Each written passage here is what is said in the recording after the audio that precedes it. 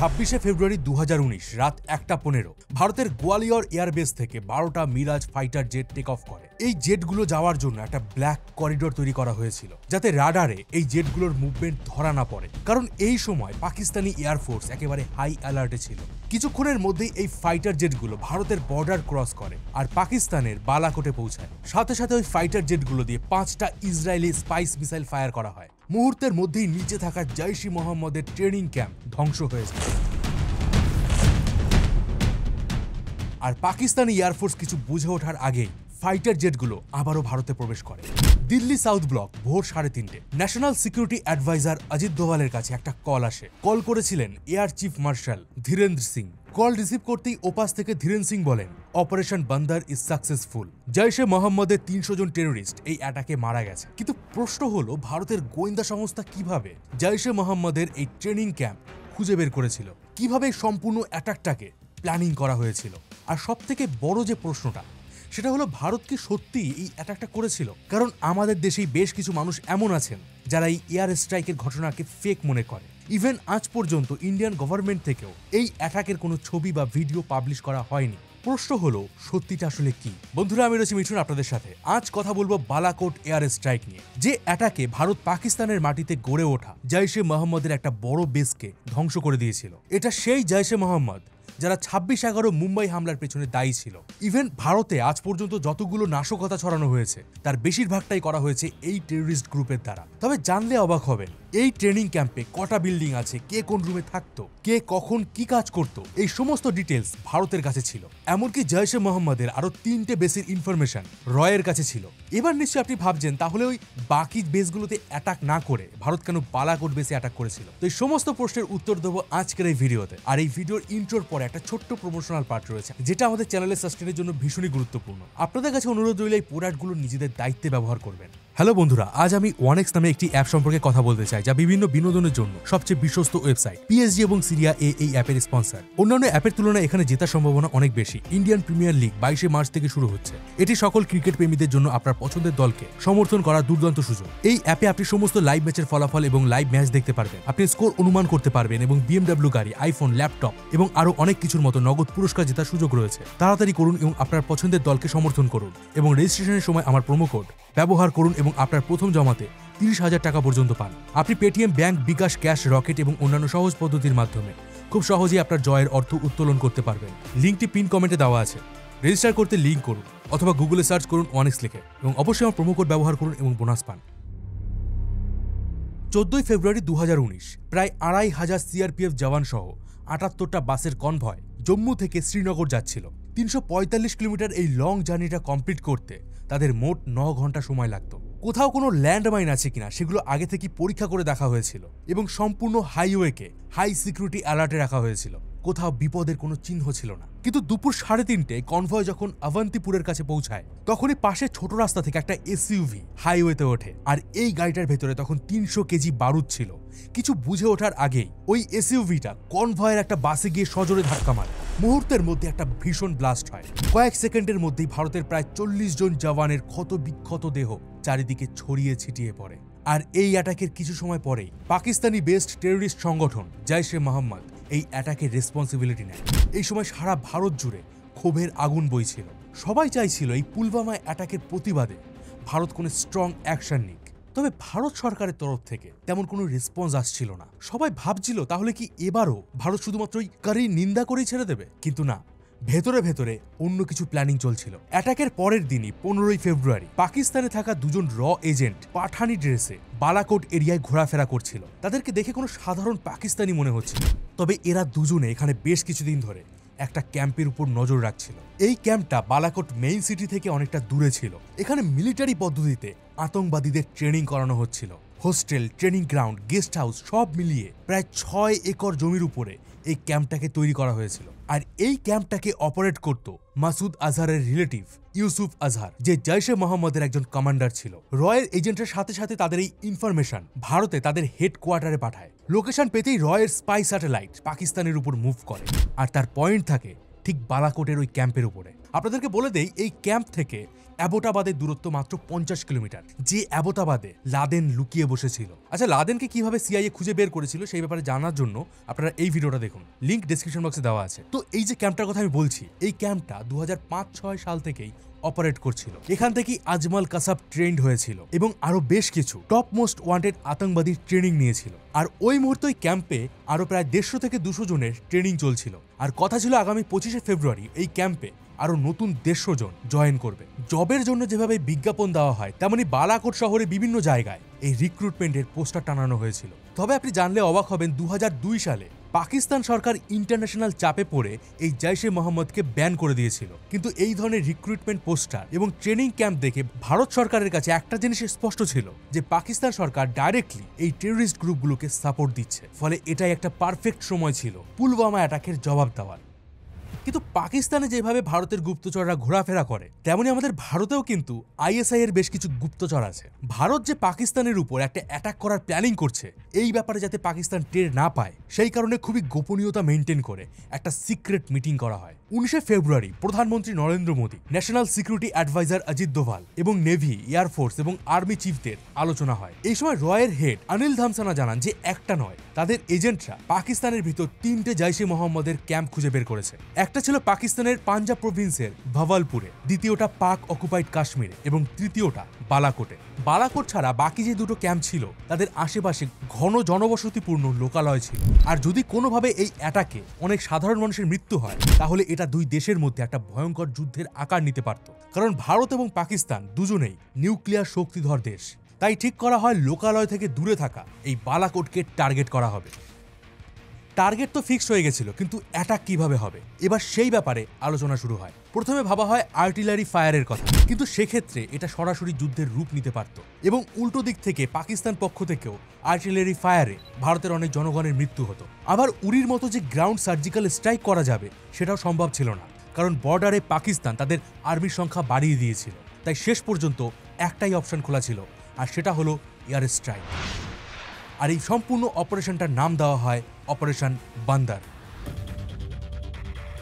20 ফেব্রুয়ারি প্রধানমন্ত্রী থেকে সবুজ সংকেত পাওয়ার পর এয়ারফোর্স তাদের মিশনের প্রিপারেশনে লেগে পড়ে। তবে এই মিশন মোটেই সহজ ছিল না, কারণ পুলওয়ামা অ্যাটাকের পর ভারতীয়দের মনে পাকিস্তানের প্রতি যে আক্রোশ তৈরি হয়েছিল এবং মিডিয়ায় যেভাবে বারবার যুদ্ধের কথা বলা হচ্ছিল, তাতে পাকিস্তানও তাদের ফোর্সকে আগে থেকেই অ্যালার্ট মোডে রেখেছিল। আর এই সময় ভারতের তরফ থেকে একটা ছোট্ট ভুল পদক্ষেপ হলেই সমস্ত ইনফরমেশন পৌঁছে যাবে পাকিস্তানের কাছে। তাই সবকিছু নর্মাল দেখানোর জন্য 20 থেকে 24 তারিখ পর্যন্ত ব্যাঙ্গালোরে যেভাবে এয়ার শো হওয়ার কথা ছিল, সেই প্রোগ্রামে কোনো রকম পরিবর্তন করা হয় না।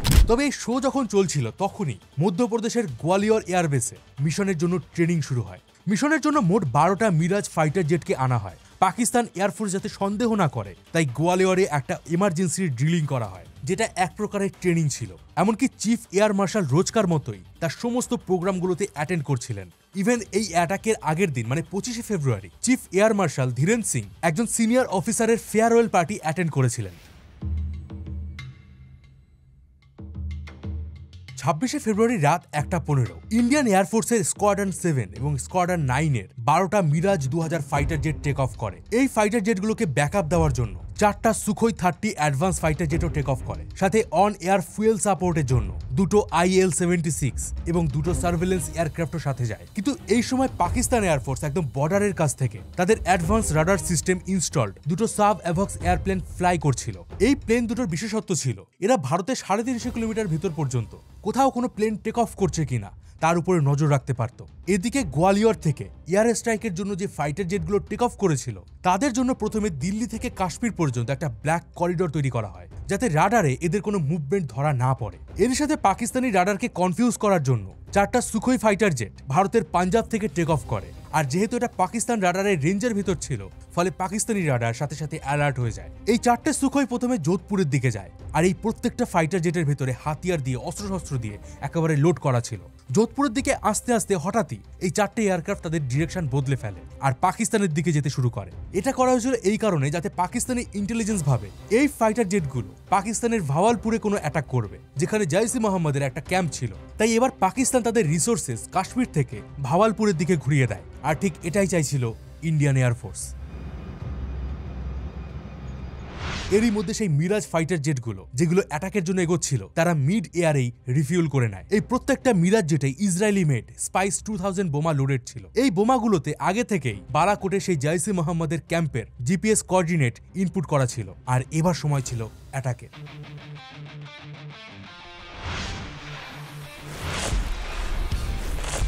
26শে ফেব্রুয়ারি দিনটাকে অ্যাটাকের জন্য বেছে নেওয়া হয়েছিল, কারণ 25শে ফেব্রুয়ারি এই ক্যাম্পে 150 থেকে 200 জন নতুন টেরোরিস্টের আসার কথা ছিল। রাত 3:30টার মধ্যে এই ফাইটার জেটগুলো পাহাড়ের খাড়ি থেকে রাডারের ব্ল্যাক স্পট মেইনটেইন করে পশ্চিম দিকে পাকিস্তানের বর্ডার ক্রস করে। আর নেক্সট কয়েক মিনিটের মধ্যেই তারা পাকিস্তানের 50 কিলোমিটার ভেতরে বালাকোটে পৌঁছে যায়। আর শুরু হয় একের পর এক মিসাইল ফায়ার। তারা মোট 5টা মিসাইল ফায়ার করেছিল। মাত্র 21 মিনিটে ইন্ডিয়ান এয়ারফোর্স তাদের অপারেশন কমপ্লিট করে ফেলেছিল। আর অ্যাটাক সাকসেসফুল হতেই মিরাজ ফাইটার জেটগুলোর সাথে সাথে ভারতে ফিরে আসে। পাকিস্তান এয়ারফোর্সের নাকের নিচ থেকে এত বড় একটা এয়ার স্ট্রাইক কমপ্লিট করে ফেলেছিল ভারত, যেটা পাকিস্তানের সভরেনিটির উপর একটা বড় অ্যাটাক ছিল। জনগণের কাছে সম্মান বাঁচাতে পরের দিনই মানে 27শে ফেব্রুয়ারি পাকিস্তান এয়ারফোর্সের 4টা মিরাজ এবং 2টো JF-17 ফাইটার জেট ভারতের ভেতরে অ্যাটাক করার জন্য টেক অফ করে। এরই সাথে 12টা আমেরিকান মেড F-16 ফাইটার জেটও এদের ব্যাকআপ দেওয়ার জন্য টেক অফ করে। এদিকে ইন্ডিয়ান এয়ারফোর্স অলরেডি হাই অ্যালার্টে ছিল, কিন্তু পাকিস্তান ঠিক কোন জায়গায় অ্যাটাক করতে চায় এই ব্যাপারে তাদের কাছে কোনো প্রপার ইনফরমেশন ছিল না। পাকিস্তানি জেটগুলো লাইন অফ অ্যাকচুয়াল কন্ট্রোলকে ক্রস করে আর বর্ডারের কাছে থাকা 2টো জায়গায় তারা বম্বিং করে। প্রথমে JF-17 থেকে 1000 কেজি REC-83 মিসাইল ফায়ার করা হয়। আর এর টার্গেট ছিল রাজৌরি সেক্টরের আর্মি ব্রিগেড হেডকোয়ার্টার। কয়েক সেকেন্ডের মধ্যেই পাকিস্তানি মিরাজ থেকে নওশেরা সেক্টরে একটা অ্যামো ডিপোতে H-4 মিসাইল ফায়ার করা হয়। তবে এই 2টো অ্যাটাকই তাদের টার্গেট মিস করে যায়, ফলে ভারতের পক্ষে কোনো রকম ক্ষয়ক্ষতি হয়নি। কিন্তু এরপরেই ভারতের সাথে এমন কিছু হতে যাচ্ছিল যেটা কেউ কল্পনাও করতে পারেনি। ইন্ডিয়ান এয়ারফোর্স এবার হাই অ্যালার্টে চলে আসে। তারা এবার 2টো সুখোই এবং 2টো মিরাজের একটা টিমকে টেক অফ করে দেয়। মাঝ আকাশেই F-16 থেকে সুখোইয়ের দিকে মিসাইল ফায়ার করে পাকিস্তান এয়ারফোর্স, তবে সেটা সুখোই খুব সহজেই ডিস্ট্রয় করে দেয়। এরই মধ্যে কোনো এক অজ্ঞাত কারণে ভারতের একটা MI-17 হেলিকপ্টার এই এলাকা থেকেই টেক অফ করে, যাতে 6 জন এয়ারফোর্স পার্সোনাল ছিলেন। আর ঠিক ওই মুহূর্তেই পাকিস্তানি এয়ারফোর্সকে ধ্বংস করার জন্য ভারতের তরফ থেকে 2টো surface to air Spyder missile ছোড়া হয়। আর ভুলবশত তার মধ্যে একটা মিসাইল ভারতের হেলিকপ্টারকে শত্রুদের হেলিকপ্টার ভাবে, আর এই মিসাইলটা কয়েক মুহূর্তের মধ্যেই হেলিকপ্টারটাকে ডিস্ট্রয় করে দেয়। সাথে ওই 6 জন এয়ারফোর্স পার্সোনাল এবং 1 জন নাগরিকের মৃত্যু হয়। তবে আকাশে তখনও পরিবেশ শান্ত হয়নি। ভারতের তরফ থেকে 5টা MiG-21 ফাইটার জেট শ্রীনগর থেকে আবার টেক অফ করে আর পাকিস্তানি F-16 ফাইটার জেটগুলোকে চেস করতে থাকে। এরই মধ্যে একটা MiG-21 এর পাইলট ক্যাপ্টেন অভিনন্দন তার মিসাইল সিস্টেমে একটা পাকিস্তানি F-16 কে লক করে দেয়। সাথে সাথে ক্যাপ্টেন অভিনন্দন R-73 মিসাইল ফায়ার করে আর মুহূর্তের মধ্যেই আমেরিকান মেড উন্নত মানের F-16 ব্লাস্ট হয়ে যায়। তবে এরই মধ্যে অন্য আর একটা F-16 ক্যাপ্টেন অভিনন্দনের MiG-21 এ অ্যাটাক করে আর মুহূর্তের মধ্যেই ক্যাপ্টেন অভিনন্দন নিজেকে ওই ফাইটার জেট থেকে ইজেক্ট করে দেন এবং তিনি প্যারাশুট সমেত ল্যান্ড করেন পাকিস্তান সাইডে। আর সেখানেই পাকিস্তান আর্মি তাকে অ্যারেস্ট করে নেয়। এই সময় ক্যাপ্টেন অভিনন্দন পাকিস্তানের কাছে একজন যুদ্ধবন্দী ছিলেন। আর জেনেভা কনভেনশন অনুযায়ী ভারত সরকার ক্যাপ্টেন অভিনন্দনকে মুক্ত করে দেওয়ার জন্য পাকিস্তানকে জানায়। শুরুতে পাকিস্তান ক্যাপ্টেন অভিনন্দনকে ছাড়তে রাজি ছিল না, কিন্তু ISI এর ইন্টেল ইতিমধ্যেই খবর পেয়েছিল যে আগামী 72 ঘন্টার মধ্যে ক্যাপ্টেন অভিনন্দনকে যদি পাকিস্তান না ছাড়ে তাহলে ভারত পাকিস্তানের সাথে সরাসরি যুদ্ধে জড়িয়ে পড়বে। আর এরপরে শুরু হয় 2টো দেশের মধ্যে ডিপ্লোম্যাটিক টক। আর অ্যারেস্টে ঠিক 60 ঘন্টার মাথায় ক্যাপ্টেন অভিনন্দনকে পাকিস্তান ভারতের হাতে তুলে দেয়। তবে ক্যাপ্টেন অভিনন্দন যে পাকিস্তানের F-16 ফাইটার জেটকে ধ্বংস করেছিলেন তাও আবার একটা MiG-21 ফাইটার জেট দিয়ে, এটা কখনোই পাকিস্তান স্বীকার করেনি। ইভেন পাকিস্তান এটাও স্বীকার করেনি যে ভারত বালাকোটে এয়ার স্ট্রাইক করেছিল। তাদের দাবি ছিল যে ভারতের এয়ারফোর্স বালাকোটে অ্যাটাক তো করেছিল, কিন্তু তারা তাদের টার্গেট মিস করে গেছে। পাকিস্তান সাইডে কোনো ক্ষতিই হয়নি। এছাড়া ভারত সরকারের তরফ থেকে অফিসিয়াল বিবৃতি ছাড়া কোনো ছবি বা ভিডিও পাবলিশ করা হয়নি, ফলে পাকিস্তান আরও স্ট্রংলি তাদের ন্যারেটিভ সবার সামনে রাখছিল। ইভেন ভারতেরও কিছু পলিটিশিয়ান এবং কন্টেন্ট ক্রিয়েটাররাও এই সম্পূর্ণ অ্যাটাকটাকে ভোটের আগে একটা পাবলিসিটি স্ট্যান্ড তকমা দিয়েছিল। It was a case of shameful politics on the airstrikes by the opposition. Senior Congress leader Digvijay Singh has urged the centre to present evidence of the airstrike on terrorist camps in Balakot. তবে attack হয়েছিল কিনা এটা জানার জন্য বেশ কিছু media investigation শুরু করেছিল। তাদের দাবি এই অ্যাটাকের পর ওই এলাকায় পাকিস্তান সরকার টানা 40 দিন কোনো মিডিয়াকে প্রবেশ করতে দেয়নি। তাই প্রশ্ন ওঠে, যদি ইন্ডিয়ান এয়ারফোর্স তাদের টার্গেট মিস করেই থাকে তাহলে মিডিয়াকে সেটা দেখাতে প্রবলেম কোথায় ছিল। এছাড়া বালাকোটের ওই ক্যাম্প যে গ্রামের পাশে ছিল সেই গ্রাম থেকে 25শে ফেব্রুয়ারি বেশ কিছু ইয়ং ছেলে ক্যাম্পে জয়েন করেছিল। তাদের মৃত্যুতে তাদের পরিবারের লোকজন বিক্ষোভ দেখায়। আর সে সময় মাসুদ আজহারের ভাই মুফতি আব্দুল রফ আজভি ওই গ্রামে যায় এবং তাদের পরিবারের সাথে কথা বলে। ফলে এই ঘটনা এটা প্রমাণ করে যে সেদিন ভারতের এয়ারফোর্সের টার্গেট মিস হয়নি। এমনকি লোকাল থানাতেও ওই দিন অ্যাটাকের জায়গায় 35টা অ্যাম্বুলেন্সে করে ডেড বডি আনার কথা বলা হয়েছে।